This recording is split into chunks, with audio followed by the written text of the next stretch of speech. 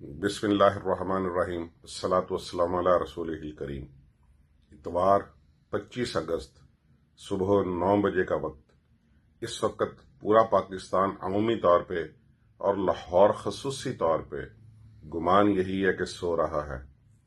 ابھی اچانک میرے دل میں خیال آیا کہ آج کل کے اس مصروف دور میں، اس افراتفری اور بھاگم دوڑ کے دور میں، کہ جب ہر کوئی روزی رزق روٹی کمانے کے چکروں میں دن رات ایک کیے ہوئے ہے اور طالب علم پڑھائیوں میں لگے ہوئے ہیں اور اپنے مستقبل بنانے کے لیے مختلف قسم کی جہاد اور مختلف قسم کی چیزوں پر لگے ہوئے ہیں، اور پھر خاص طور پہ موبائل کا استعمال، انٹرنیٹ کا استعمال، اور اس کے ساتھ ساتھ اینڈرائیڈ فون اور سمارٹ فون کے غلط اور صحیح استعمال پڑھائی کے لیے، اور غلط استعمال جس میں وقت ضائع ہوتا ہے، اور ہر وقت نوجوان ہمارے موبائلوں کے اندر کھبے ہوئے ہیں۔ آج خیال آیا کہ اللہ کریم نے انسان کو کس لیے پیدا کیا ہے۔ سورہ زاریات 51 سورت 51 نمبر سورت اور اس کی آیت نمبر 56 ہے، جس میں اللہ کریم فرماتے ہیں کہ میں نے انسانوں اور جنوں کو اس لیے پیدا کیا تاکہ وہ صرف اور صرف میری عبادت کریں۔ وما خلقت الجن والانسان الا لیعبدون، وما خلقت الجن والانسان الا لیعبدون، کہ میں نے ان جنوں اور انسانوں کو اس لیے پیدا کیا کہ وہ صرف اور صرف میری عبادت کریں۔ اور اسی طرح سورہ ملک جو کہ 67 نمبر سورت ہے، اس کی آیت نمبر 2، تبارک اللہ ذی بیدہ الملک وہو علی کل شیء قدیر، الذی خلق الموت والحیات لیبلوکم ایکم احسن عملا، کہ بے شک میں نے موت اور زندگی کو اس لیے پیدا کیا تاکہ آزماؤں کہ تم میں سے کون اچھے عمل کرتا ہے۔ پہلے سورہ زاریات میں بھی جو ذکر ہوا ہے وہ جنوں کا پہلے اور انسانوں کا بعد میں ہے، اور سورہ ملک میں جو ذکر ہوا وہ موت کا پہلے اور زندگی کا بعد میں ہے۔ ہم انسان ہیں اور ہم زندگی کو زیادہ پسند کرتے ہیں، لیکن ان دونوں آیات کے اندر جو ذکر ہوا ہے جنوں کا پہلے، وہ ایسی مخلوق جن کو ہم نے دیکھا ہی نہیں ہے، اور موت جو ہمیں نظر نہیں آتی اور جس کو ہم پسند نہیں کرتے، ان دونوں کا پہلے ذکر ہوا ہے، اور اس کے بعد پھر زندگی کا اور انسان کا ذکر ہوا ہے۔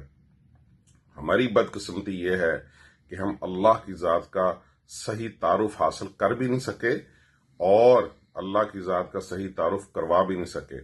اللہ کریم نے جیسے بتا دیا کہ زندگی اور موت اس لیے پیدا کی کہ تم میں سے کون اچھے اور نیک عمل کرتا ہے، اور جنوں اور انسانوں کو اس لیے پیدا کیا کہ تم میں سے کون ہے تاکہ آزمائے کہ اپنی ہی عبادت کے لیے میں نے ان کو پیدا کیا ہے۔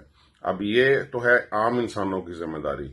اس کے بعد پھر خاص انسان ہیں جیسے انبیاء کرام تھے، کہ وہ انہی دو مقاصد کے لیے پوری دنیا کے انسانوں کو، جن کو اس مقصد کا نہیں پتا، ان کے متعلق بتایا جائے۔ دنیا کے سارے انسان بہت اچھے ہیں، بہت اچھے انسان ہیں سارے، لیکن ان کو ان دو مقاصد کا نہیں پتا۔ اب یہ مقصد انبیاء کرام نے بہت خوبصورت طریقے سے، نبی کریم صلی اللہ علیہ وسلم کی جو 63 سالہ زندگی ہے، اور پھر خاص طور پہ 23 سالہ نبوت کی زندگی ہے، انہوں نے ساری زندگی میں یہ مشن یہ تھا کہ ان دو چیزوں سے اللہ کا تعارف کروایا جائے، کہ زندگی اور موت کس لیے پیدا کی اور جنوں اور انسانوں کو کس لیے پیدا کیا۔ ان نبی صلی اللہ علیہ وسلم کے بعد اصل میں یہ اس امت مسلمہ کی ذمہ داری تھی، اس امت مسلمہ کی ذمہ داری تھی کہ دنیا کے باقی 8 ارب انسانوں کو بتاتے کہ اللہ کریم کون ہیں، کیا ہیں، اور ہم سے کیا چاہتے ہیں۔ لیکن بدقسمتی سے آج ساری اسلامی دنیا میں بہت کم لوگ ہیں جو اس کی فکر کرنے والے ہوں۔ ہر ایک کو اپنی رزق روٹی کا فکر ہے، ہر ایک کو اپنے کیریئر کی فکر ہے، ہر ایک کو اپنے گھر کی فیملی کی فکر ہے، اور پھر نوجوان بدقسمتی سے بہت کم نوجوان ایسے ہیں کہ جن کو اپنے اس مقصد کا، اور اللہ کریم نے جس نہج کے لیے ان کو بھیجا ہے، جس تعارف کے لیے ان کو بھیجا ہے، اس کا ان کو پتا ہو۔ ہر کوئی اپنے کیریئر کے پیچھے لگا ہوا ہے کہ میں اس ملک میں رہتے ہوئے، یا اگر مجھے یہاں پہ کوئی اچھی جاب نہیں ہے، اچھی نوکری نہیں، تو ملک چھوڑ کے کہیں اور جا بسوں اور میرا تاکہ آنے والا 40 50 60 سال جو ہے وہ زندگی اچھی گزر جائے۔ لیکن جس مقصد کے لیے کہ میں نے اللہ کی ذات کا تعارف کروانا تھا اور اللہ کی صفات کا تعارف کروانا تھا پوری انسانیت کو، آج بدقسمتی سے وہ ہمارے اندر نہیں ہے۔ اللہ کریم ہم آپ سے شرمندہ ہیں، میں آپ سے شرمندہ ہوں کہ اللہ جس مقصد کے لیے ہمیں بھیجا گیا وہ بالکل ہم نہیں کر رہے. تیری ذات کا، تیری صفات کا اس دنیا کو تعارف کروا ہی نہیں سکے. اے اللہ ہم جس طرح آپ قرآن میں فرماتے ہیں کہ انہوں نے اللہ کی قدر نہیں کی، اے اللہ کریم ہم آپ کی قدر نہیں کر سکے. اے اللہ کریم ہمیں معاف کر دے. اے اللہ کریم ہمیں معاف کر دے.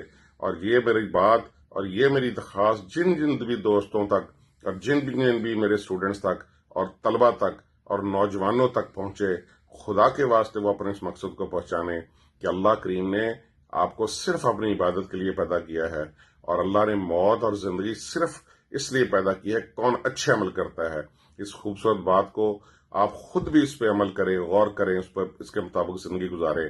اور جہاں تک ہو سکتا ہے خاص طور پہ ہمارے وہ لوگ جو غیر مسلم بہن بھائی ہیں ان تک اس بات کا تعارف اپنی کیپیسٹی میں پہنچائیں، اور تاکہ اللہ کریم ہمارے مقصد کے تحت راضی ہو جائے. اللہ کریم میں درخواست کرتا ہوں اللہ ہمیں معاف کر دے اور ہمارے نوجوانوں کو اپنا مقصد اعلیٰ، مقصد حیات صحیح سمجھنے کی توفیق عطا فرما. صلی اللہ تعالی علی خیر خلقہ و نور عرشہ و اہل بیت اجمعین. اللہم آمین برحمتک یا ارحم الراحمین. آمین.